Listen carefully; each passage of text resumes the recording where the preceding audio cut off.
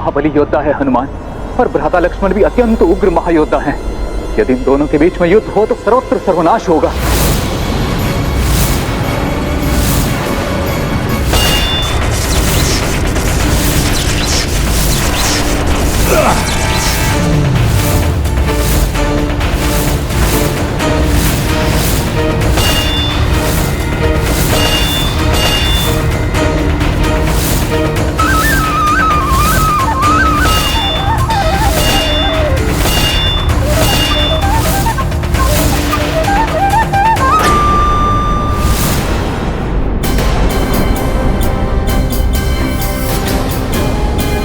माता की अवस्था को ध्यान में रखते हुए मुझे शीघ्र इस युद्ध को समाप्त करना होगा।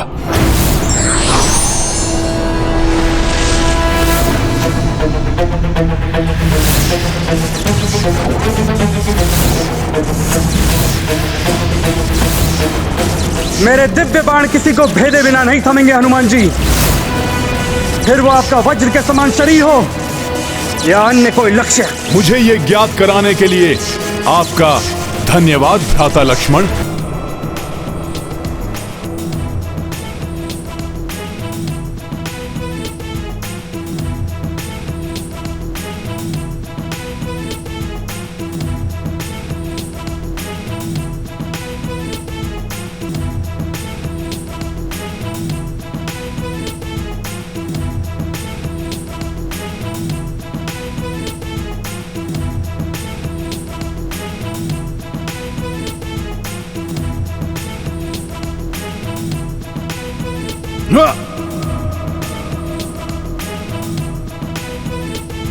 लक्ष्मण भैया, आपका प्रहार तो मैंने रोक लिया, किंतु अब आप कीजिए मेरे प्रहार से अपना बचाव।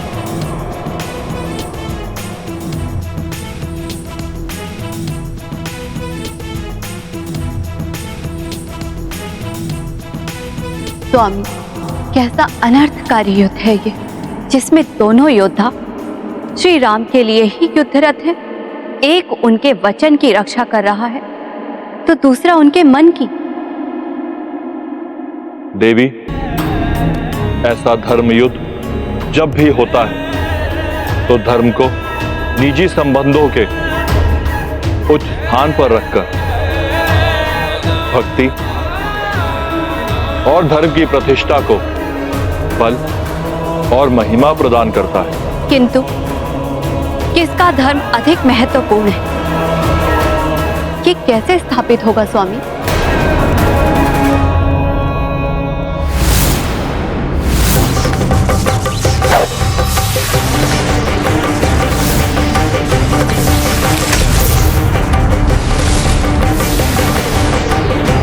जय श्री राम।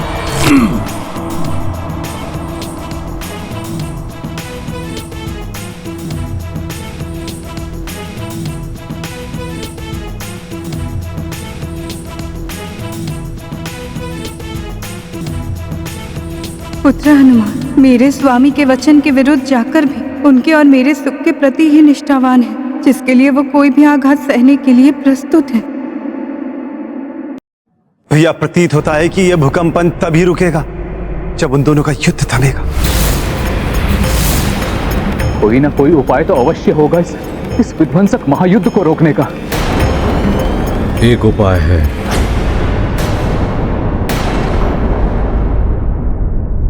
महामंत्री सुमंत्र।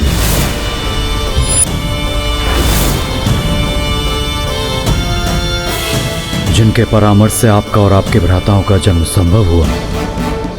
राजा रोमपा द्वारा अपनी पुत्री शांता के दान से श्रृंगी ऋषि को पुत्र कामेष्ठी व्रत के लिए तैयार करने का सुझाव इन्होंने ही दिया था। हनुमान के पिता महाराज केसरी जी के घनिष्ठ मित्र हैं सुमंत्र, इसलिए हनुमान इनकी बात कभी नहीं टालेगा। मैंने महामंत्री सुमंत्र को यहां बुला लिया है।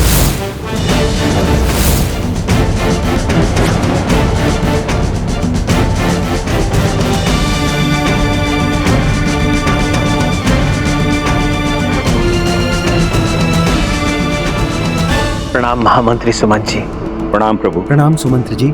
प्रणाम सुमंत्र जी। प्रणाम ऋषिवर। आज मैं आपको एक बहुत महत्वपूर्ण कार्य सौंप रहा हूं। हाँ महामंत्री सुमंत्र, आप वेद पुराण के ज्ञाता हैं, नियति के चक्र से भी भली भांति परिचित हैं। अब एक आप ही हैं जो अपने सहज ज्ञान से हनुमान और लक्ष्मण के युद्ध को रोक सकते हैं। महाराज, मैं इस अनिष्ट को रोकने के लिए हर संभव प्रयास करूंगा।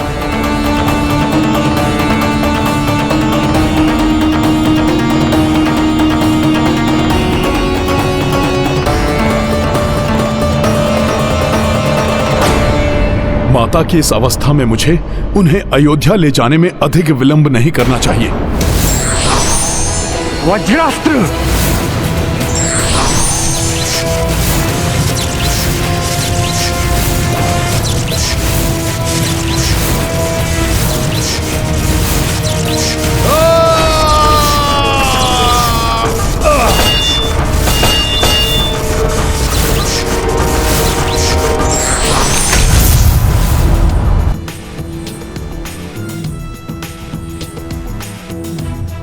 आज तक महाबली हनुमान के जिस बाहुबल के बारे में सुना था, आज मैं स्वयं उसका सामना करूंगा। ये मेरा सौभाग्य है या कोई दुर्भाग्य, ये तो मुझे ज्ञात नहीं, किंतु आज मुझे भी एक रघुवंशी योद्धा के बल से जूझने का अवसर प्राप्त हो रहा है।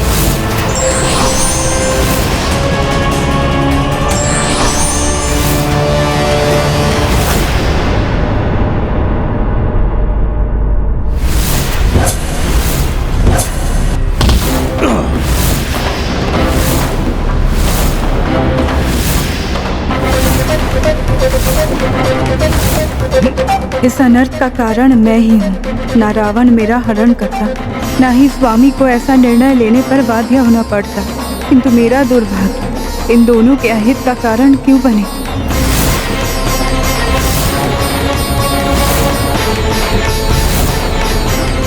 मैं जब तक यहाँ रहूंगी, इन दोनों का युद्ध समाप्त नहीं होगा। इस युद्ध को रोकने के लिए मुझे ही यहाँ से दूर जाना होगा।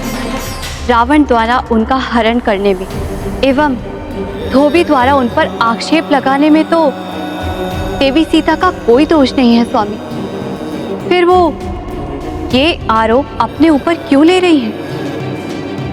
देवी, पाप, लोभ, ईर्ष्या, अहंकार से प्रेरित दुरात्मा पाप कर्म कर आगे बढ़ जाते हैं, किंतु उनके पापों का दोष उनके द्वारा पीड़ित पर ही डाल दिया जाता है।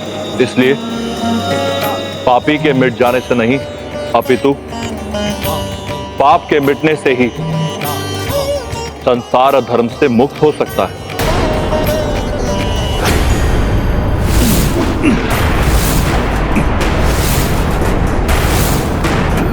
दोनों का ये युद्ध मेरे लिए असहनीय है, इसलिए अब मेरा इन दोनों से दूर जाना ही उचित है, क्योंकि मुझे ये कदापि स्वीकार नहीं कि मैं तुम्हारे और स्वामी के जीवन में दुविधा का कारण बनूं।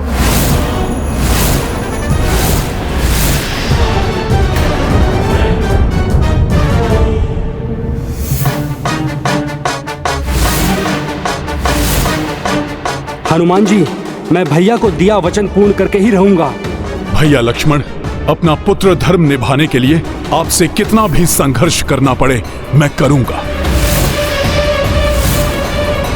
यदि आवश्यक हुआ तो मैं आपसे अंतिम श्वास तक युद्ध करूंगा हनुमान जी। इस दुखद स्थिति से माता को सुरक्षित करने के लिए मैं भी पीछे नहीं हटूंगा लक्ष्मण भैया।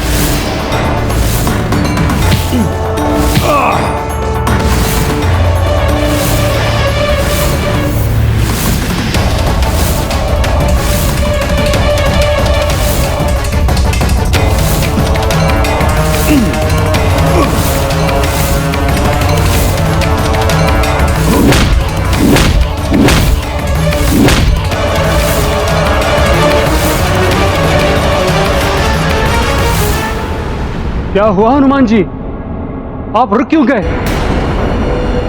युद्ध से मन भर गया क्या आपका? लक्ष्मण भैया, जब माता ही यहां पर नहीं है तो हम ये युद्ध किसके लिए कर रहे हैं?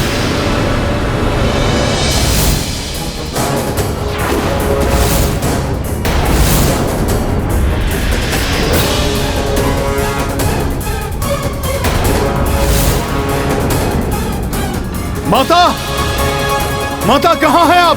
भाभी माँ, भाभी माँ,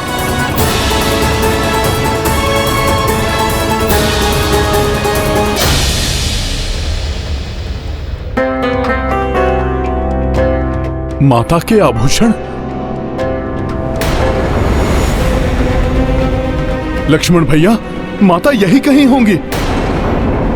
हमें शीघ्र ही उन्हें ढूंढना होगा। भाभी हमें बिना बताए क्यों चले गई हनुमान जी?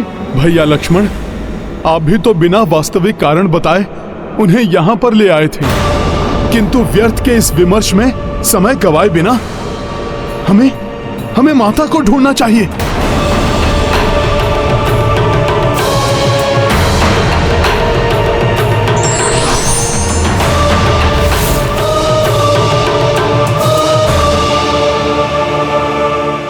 भाभी माँ, माता कहां है आप? भाभी माँ कहाँ हैं आप? भाभी माँ,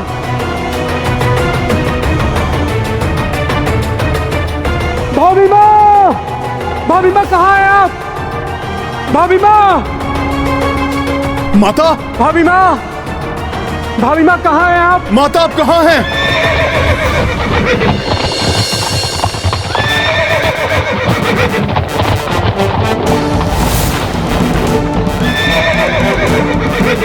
सुमंत्र जी यहां?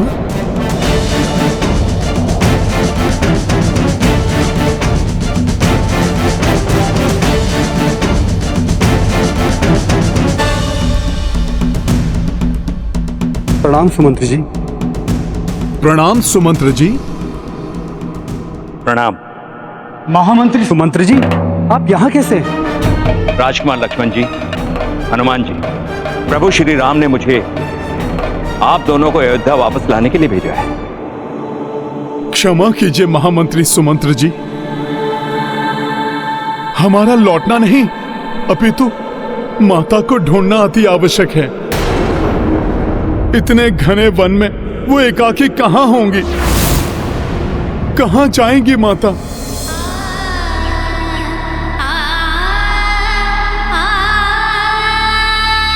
इस प्रसन्नता के अवसर पर मैं तो प्रभु से चकित कर देने वाले उपहार की अपेक्षा कर रही थी, किंतु मेरी नियति को तो कुछ और ही स्वीकार था। माँ बनूंगी ये सोचकर प्रसन्न हूँ या पति से बिछड़ने का शोक मना।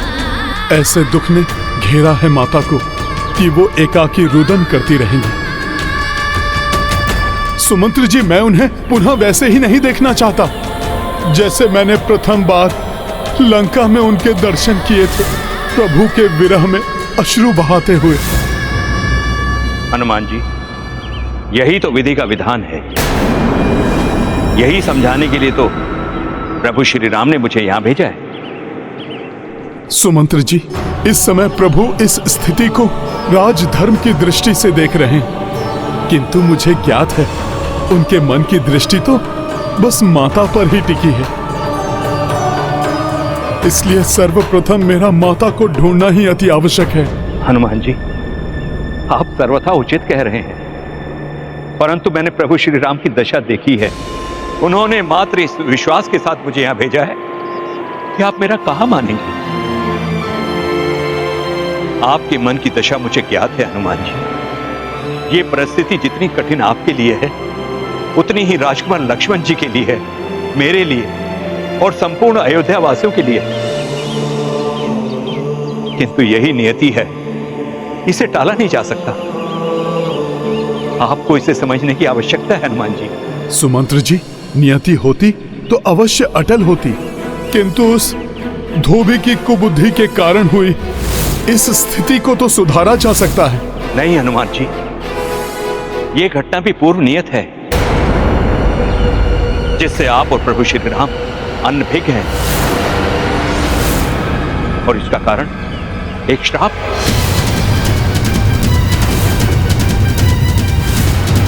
श्राप? किसका शाप? और कैसा शाप? वो श्राप जो देव ऋषि नारद ने श्री हरि को दिया था।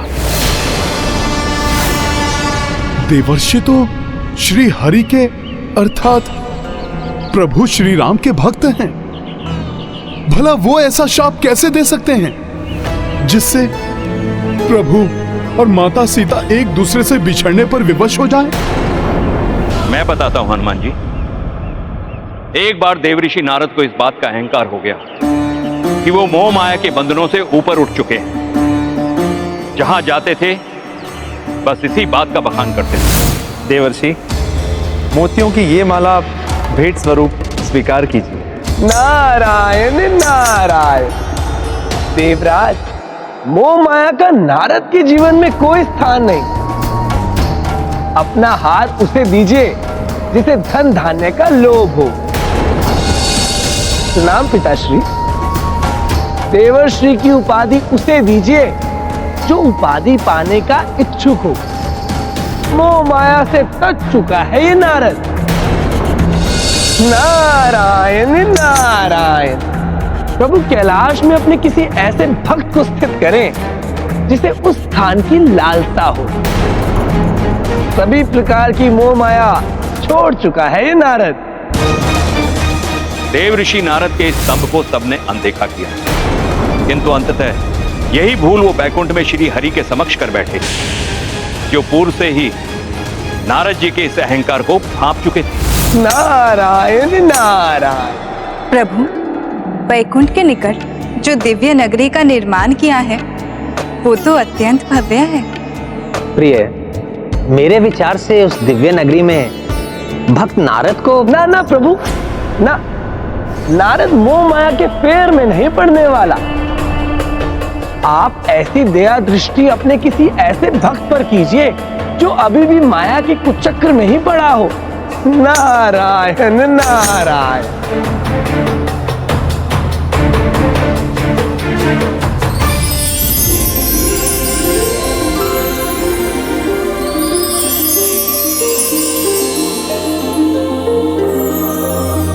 देवर्षि नारद, मैं आपके इस मोह माया रहित विचार से अत्यंत प्रभावित हूं, किंतु वैकुंठ से जाते समय उस नवीन दिव्य माया नगरी को देख उसके आकर्षण में मत पड़ जाइएगा।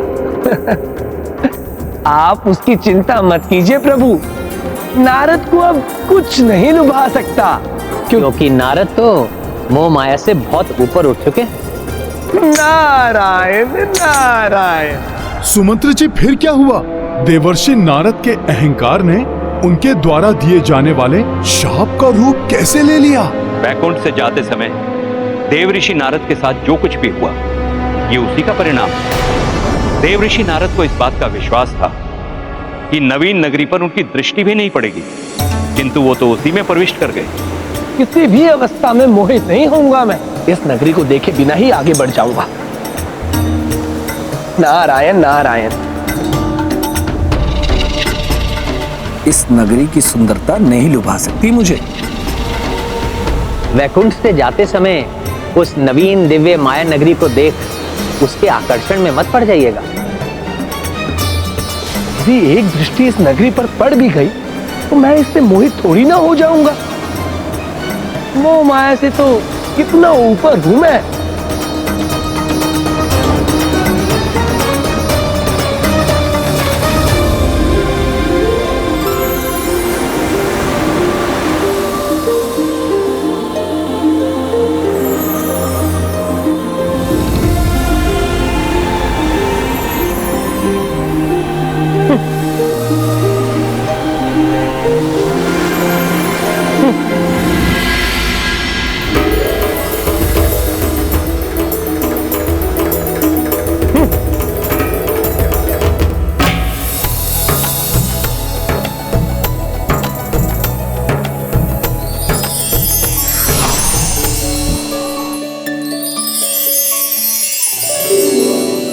कल तो आप अपने जीवन साथी का चुनाव कर ही लेंगी देवी। कौन है ये? मोह माया नहीं, उत्सुकता मात्र है ये। राजकुमारी जी, कुछ सोचा है आपने कि कल स्वयंवर में आप किसे चुनेंगी?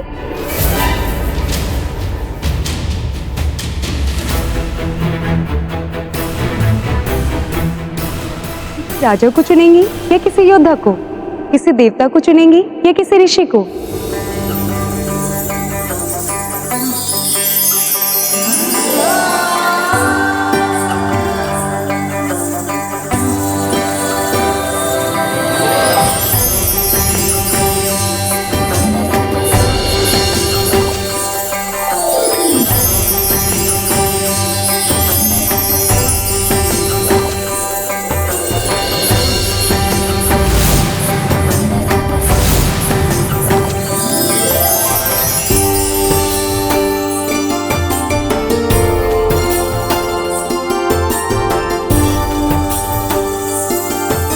विश्व मोहिनी तो उन्हें ही चुनेंगी जो प्रभु श्री हरि जैसे होंगे,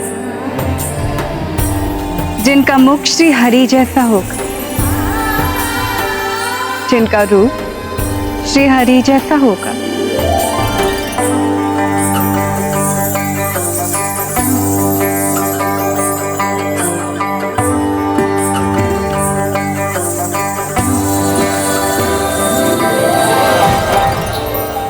अपने आप को मोह माया से ऊपर समझने वाले देव ऋषि नारद दिव्य नगरी की राजकुमारी विश्व मोहिनी के मोह पास में फंसी गए। फिर क्या हुआ? सुंदर राजकुमारी के मोह में आए हुए नारद जी ने राजकुमारी विश्व मोहिनी से विवाह रचाने के विचार से उसके स्वयंवर में जाने का निर्णय ले ही लिया। उस समय उनको राजकुमारी के शब्द स्मरण हुए जिसमें उन्होंने कहा था कि वो उसी को वर चुनेंगी जो श्री हरि के जैसा होगा। तो उसी पल नारद जी श्री हरि के पास लौटे। विश्व मोहिनी तो उन्हें ही चुनेंगी जो प्रभु श्री हरि जैसे होंगे, जिनका मुख श्री हरि जैसा होगा। हरिमुख, हरिमुख, हरिमुख। आप कहाँ खोए हुए हैं देवर्षि नारद? प्रणाम प्रभु। हे प्रभु विष्णु, हे प्रभु नारायण, हे श्री हरि, मुझ पर कृपा करें प्रभु, मुझे हरि मुख प्रदान करें। मैं विश्व मोहिनी से विवाह करने का इच्छुक हूं प्रभु। तथास्तु। अब जब आप स्वयंवर में पहुंचेंगे तो आपको हरिमुख प्राप्त हो जाएगा। सत्य प्रभु। नारायण नारायण। जब प्रभु श्री हरि ने उन्हें हरिमुख देने का वरदान दे ही दिया तो फिर नारद जी ने उन्हें शाप क्यों दिया? क्योंकि प्रभु के वरदान के पीछे एक प्रयोजन था नारद जी को सीख देने का। इसलिए वो वरदान वैसे फलित नहीं हुआ जैसा नारद जी ने सोचा था।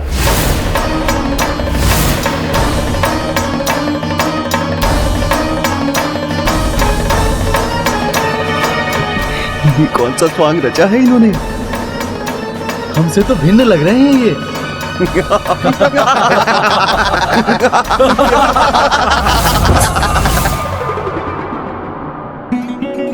जब मुझे हरिमुख प्राप्त होने का वरदान प्राप्त है तो फिर किस बात की चिंता। नारायण नारायण। प्रतीत होता है इन सभी को मेरे हरिमुख को देखकर ईर्ष्या हो रही है, इसलिए ऐसे देख रहे हैं मुझे। वानर मुख क्यों था उनका? क्योंकि वानर के लिए दूसरा शब्द है श्री हरि। ये बात नारद जी वरदान मांगते समय भूल गए थे। तो राजकुमारी जब स्वयंवर के लिए पधारी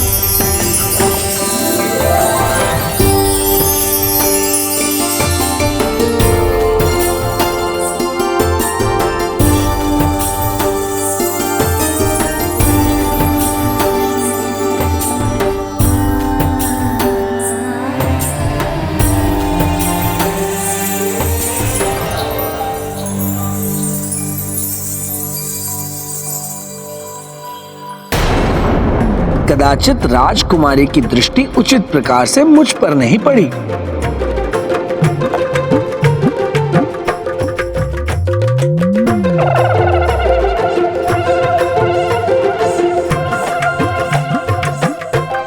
राजकुमारी, आप एक बार अपनी दृष्टि को केंद्रित कर मुझे देखिए। मैं वैसा ही हूं जैसे वर की इच्छा आपने की है। आप मेरे हरिमुख का तिरस्कार कैसे कर सकती हैं? आपका तो मात्र मुख ही नहीं, समस्त क्रियाकलाप भी वानरों जैसे हैं। इस वानर को भीतर प्रवेश किसने करने दिया? हरिमुख अर्थात वानर मुख है इनका। हरि वानर।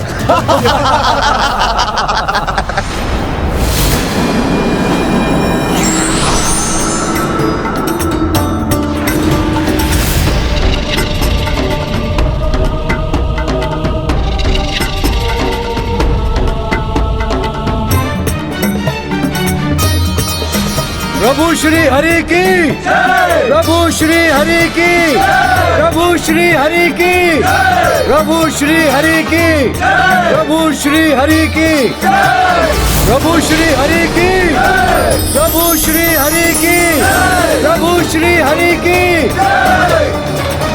आपने मेरा अपमान किया है प्रभु। मैं आपको श्राप देता हूं।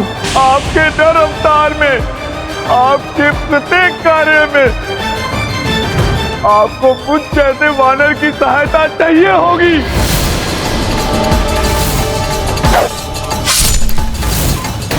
और जिस प्रकार आपने मुझे दुख दिया है ना प्रभु, ठीक उसी प्रकार पत्नी के पिछों का दुख आपको भी झेलना होगा।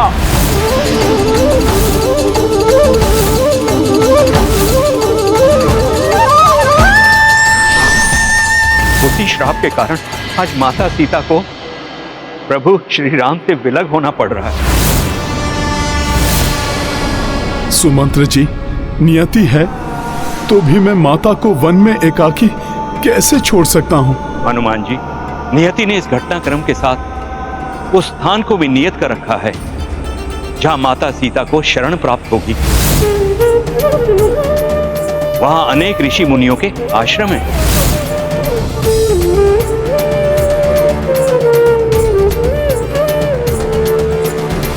लक्ष्मण भैया, माता को यहाँ तक लाकर आपने अपना कर्तव्य पूर्ण किया। अब आप लौट जाइए और प्रभु से कहिए कि यदि मैं माता को अयोध्या नहीं ला सकता तो वो इस पुत्र को इतनी अनुमति ही दे दें कि मैं तब तक उनका ध्यान रख सकूं जब तक उनको कहीं शरण की प्राप्ति नहीं होती। प्रभु तो स्वयं यही चाहेंगे। वनवास में भी उन्होंने कभी माता को एकाकी नहीं छोड़ा था। हम दोनों भ्राताओं में से सदैव कोई ना कोई उनके साथ अवश्य रहता था, सिवाय उस दिन के जब रावण ने छल से मुझे और भैया को माता से दूर कर दिया था।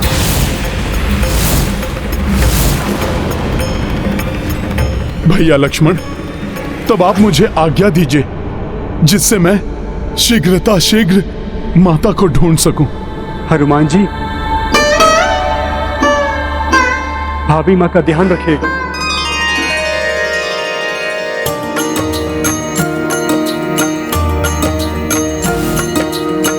स्वयं श्यामा रूपा शक्ति, मर्यादा पालन बन भटकी, भावुक चित्त ढूंढे कपिराई, किंतु माता झलक न पाई। राम सिया राम जय हनुमान। जीव अरण्य दिशायक जाए, हनुमत मन संशय उपजाए। जानकी अब निद्रा को पाई, सिंह भुजंग निकट सब जाए। राम सिया माता आप कहाँ हैं?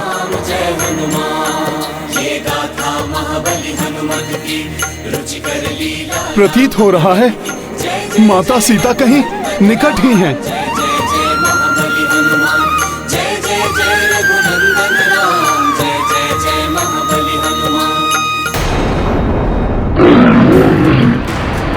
माता, ये हिंसक वन्य पशु माता के आसपास। मैं इन्हें माता को कोई हानि नहीं पहुंचाने दूंगा।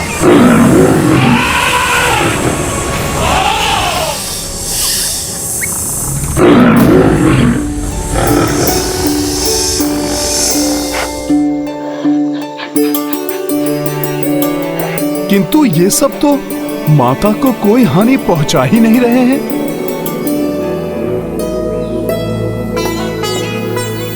वाह प्रभु, कैसी लीला है ये। अवश्य ही माता के सदाचरण एवं नारी धर्म के तेज का प्रभाव है ये, जो हिंसक पशु भी हिंसा का त्याग करके माता की सेवा में लगे हुए हैं। माता, हे वनराज, हे गजराज, मुझ कपि को उपद्रवी कपि ना समझें। मैं तो इन दुखियारी माता का अभागा पुत्र हूं। मैं तो आभारी हूं आप सबका, जो आप सब मेरी माता का ध्यान रख रहे हैं। किंतु आप सब मुझे माता के दर्शनों से वंचित ना करें।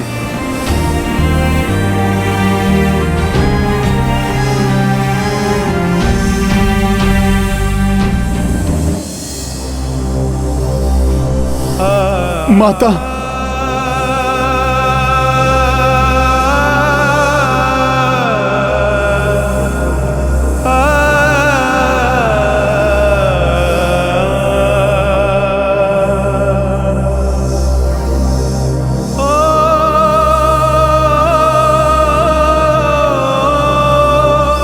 ऐसा दारुण दृश्य, इन कठोर शिला की शैया पर मेरी कोमल माता। हे ईश्वर, अपनी माता को इस प्रकार नहीं देख सकता ये पुत्र। हे भूदेवी, माता सीता तो आपकी पुत्री हैं। हे वनदेवी, माता भूमिजा होने के कारण बहन है आपकी। माता की सहायता कीजिए। इन कठोर परिस्थितियों में इन्हें सुख की कुछ छांव दीजिए।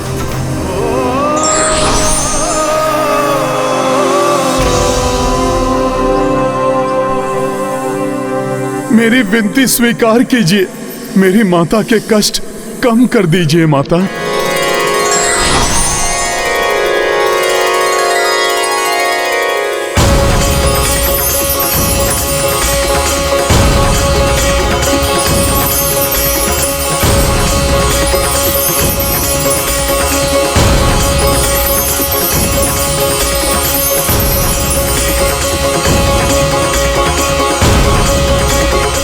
भूदेवी, वन देवी, मेरी माता के कष्ट कम करने के लिए आपको बहुत बहुत धन्यवाद।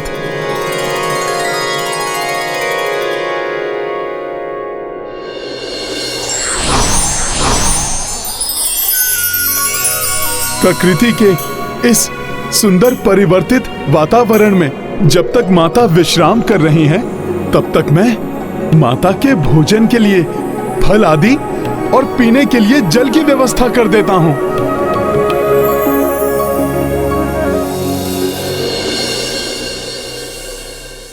मात्र इतने जल से क्या होगा? वन में चल चलकर माता के चरण भी क्लांत हो गए होंगे। माता के चरण पखारने के लिए भी तो और जल लाना होगा।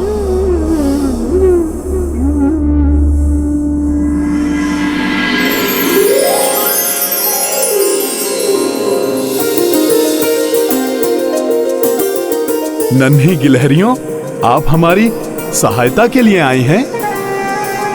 आपको बहुत बहुत धन्यवाद। मात्र भूदेवी और वन देवी ही, यहाँ तो उनकी संतानें भी माता के लिए अपनी सेवाएं प्रदान करने को प्रस्तुत हैं।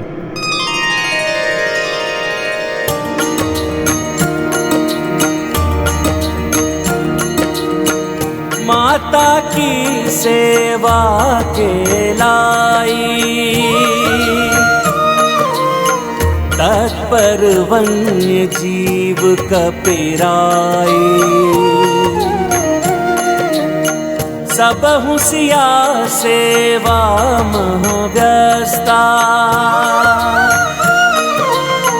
मिलजुल के करी भोजन व्यवस्था।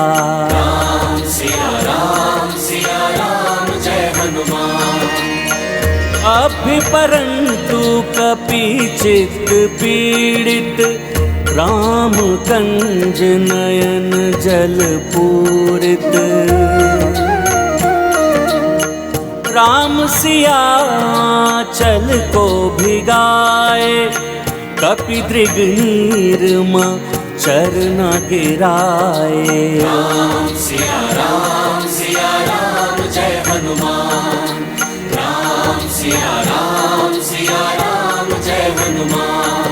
ये गाथा महाबली हनुमत की रुचिकर लीला राम भगत की। जय जय जय रघुनंदन राम। जय जय जय महाबली हनुमान।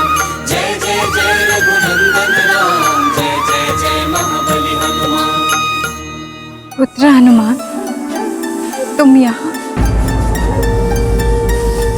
इस समय तो तुम्हारी आवश्यकता मुझसे अधिक रघुनंदन को है। मैं उनकी हृदय की व्यथा को जानती हूँ।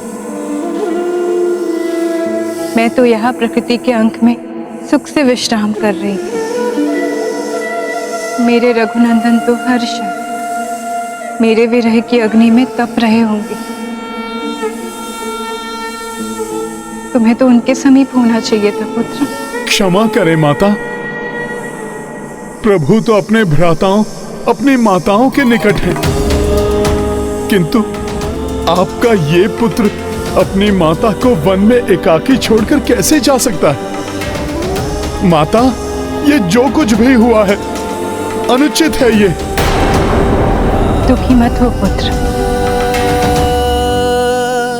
मेरा त्याग करने का निर्णय अयोध्या के राजा राम का निर्णय है। तुम्हारे प्रभु या मेरे स्वामी रघुनंदन का नहीं।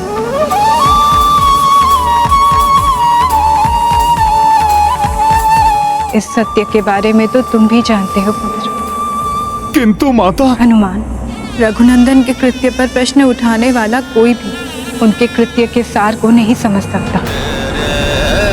अयोध्यापति रघुनंदन का कोई भी निर्णय सारहीन नहीं होता। प्रजा के कल्याण के लिए जो अपने जीवन के सबसे प्रिय का त्याग कर दे, उनकी मर्यादा पर कोई कैसे प्रश्न उठा सकता है? नहीं माता, नहीं। मुझ में इतना सामर्थ्य कहाँ जो मैं प्रभु के किसी भी निर्णय पर प्रश्न उठाऊं। माता, मेरा वश चले तो मैं प्रभु के सारे दुख स्वयं पर ले लूं, क्योंकि वो भी जानते हैं कि ये निर्णय अनुचित है। उचित एवं अनुचित की परिभाषा स्थिति, स्थान और निज धर्म के अनुसार परिवर्तित होती है पुत्र। स्मरण करो, लंका से लौटते समय रघुनंदन ने क्या कहा था?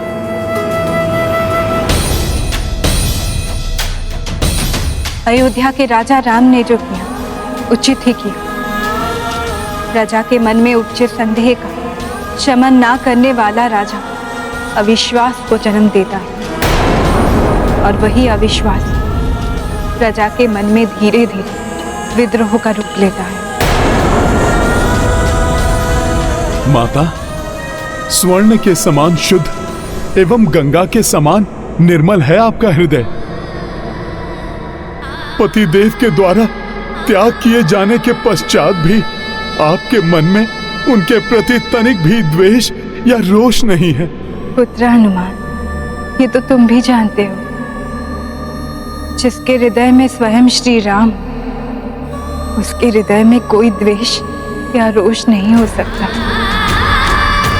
तेरे लिए मेरी प्रभु की इच्छा ही सबसे बड़ा सुख है। माता, आप अपना पति धर्म निभा रही हैं और प्रभु राजधर्म निभा रहे हैं, तो आप मुझे भी अपना पुत्र धर्म निभाने के लिए यहाँ आपके समीप रहकर आपकी सेवा करने की मुझे अनुमति दीजिए। यदि मैंने हनुमान को यहाँ रहने की अनुमति दी तो स्वामी को वहाँ कौन संभालेगा? नहीं नहीं, मैं ऐसा नहीं कर सकती। यदि हनुमान स्वामी के पास नहीं रहे तो स्वामी मेरे विरह की पीड़ा में टूट जाएंगे।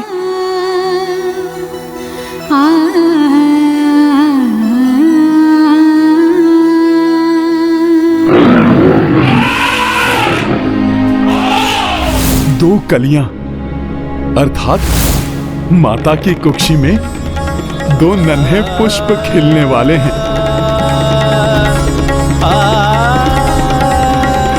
माता, मुझे पूर्ण विश्वास है कि यदि प्रभु को ज्ञात हो गया कि आप मां बनने वाली हैं, तो प्रभु आपको कदापि एकाकी नहीं छोड़ेंगे।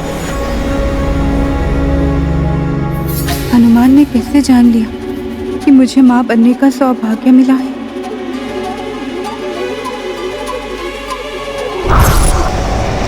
ये सुगंध, ये तो किसी शिशु की मधुर सुगंध है।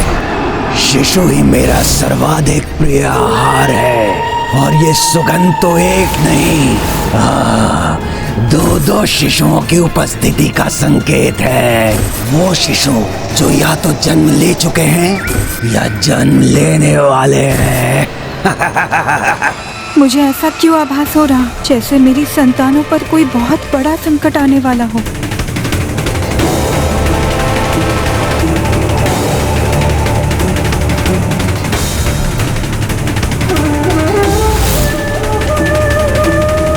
भाग्य तो ईश्वर द्वारा लिखा जाता है, किंतु उसे प्राप्त करने के लिए धर्म का अनुसरण और पुरुषार्थ करके ही सफलता प्राप्त की जा सकती है।